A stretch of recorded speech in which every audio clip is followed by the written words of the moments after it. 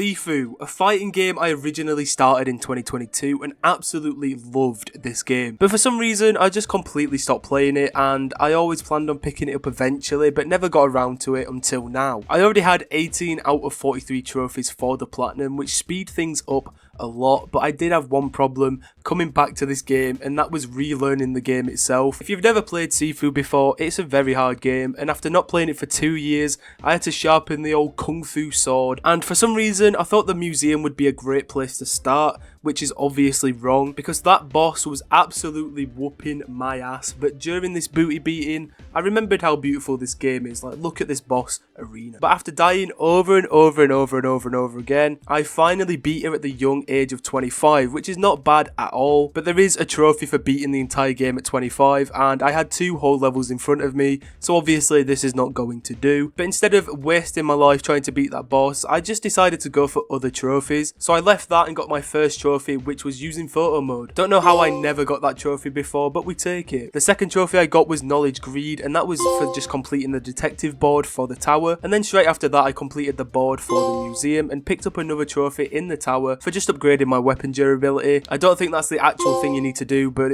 that's what I did. So after these more smaller trophies, I felt like I was ready to take on the boss of the museum again, and I'm not gonna lie, I absolutely locked the fuck in. I don't know if it was because of the outfit, but I was on demon time and finally managed to beat her without dying. Just literally one Minecraft heart away from death, but a win is a win. I also learned you don't get an achievement for beating each boss without dying, which is very nice. Obviously sarcasm. But somehow straight after I went to the tower and beat that boss without dying too. Oh, never mind.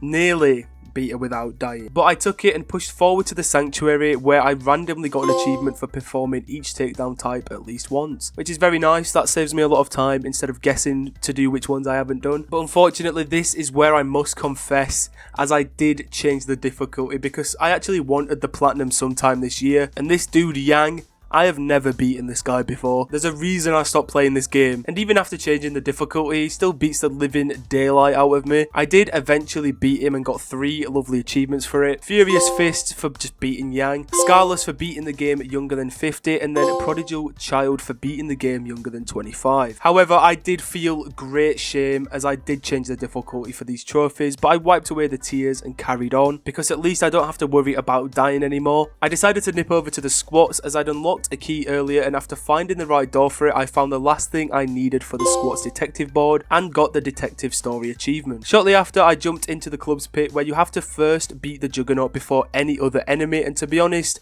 the Juggernaut was cooler when I last saw him, but nonetheless I got the pit protector achievement. Oh, and I also got this achievement for beating up some scruffs and receiving the highest score base shrine reward for the first time. Now, after doing some research and some therapy, I learned that instead of brutally murdering everyone, I must spare them and look down upon them on my path to inner peace to unlock 5 different talismans. The option to spare them appears if you don't just assassinate them, and I got all 5 of them in the space of an hour. Obviously struggling with Yang the most because you have to perfectly dodge every attack until you shatter his block bar or whatever it is. But once you've done that, you achieve Wooed, which I obviously recorded the whole thing for, which is the alternate ending to Sifu. With all that out of the way, we was left with 7 more achievements, and to be honest, I had to search up most of them, but I started with getting the sword stained with the blood achievement, as all you need to do is one-shot someone with the sword, and there's a sword that literally just spawns at the start of the museum, so it was very easy to do. And on that same level, I got the Dance of the Praying Mantis trophy for just throwing people around, and to be honest, it was quite fun. And then I got an achievement for throwing an enemy into the fountain, which was even more fun. But the one that takes the cake was throwing this dude off a cliff. I didn't even know you could do this until trying for this achievement. I then smacked 3 chumps with a single strike, which is possible with the 360 staff spin,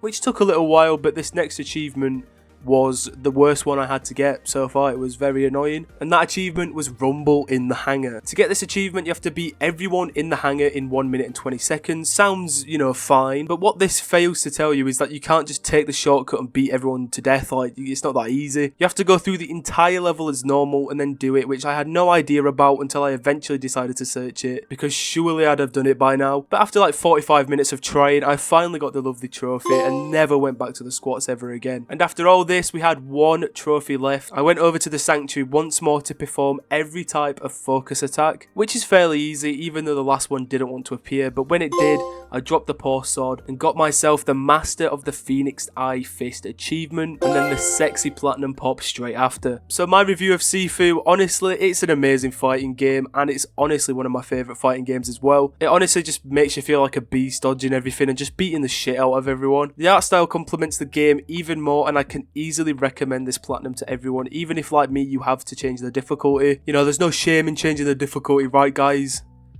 Right guys, obviously I can't really rate the game like difficulty wise because, you know, I did change the difficulty, so it is obviously quite difficult, but it's a very good game. There is also DLC for this game, and depending on how this video does, I may consider going back and doing that, but for now I'm done with the wonderful game Sifu.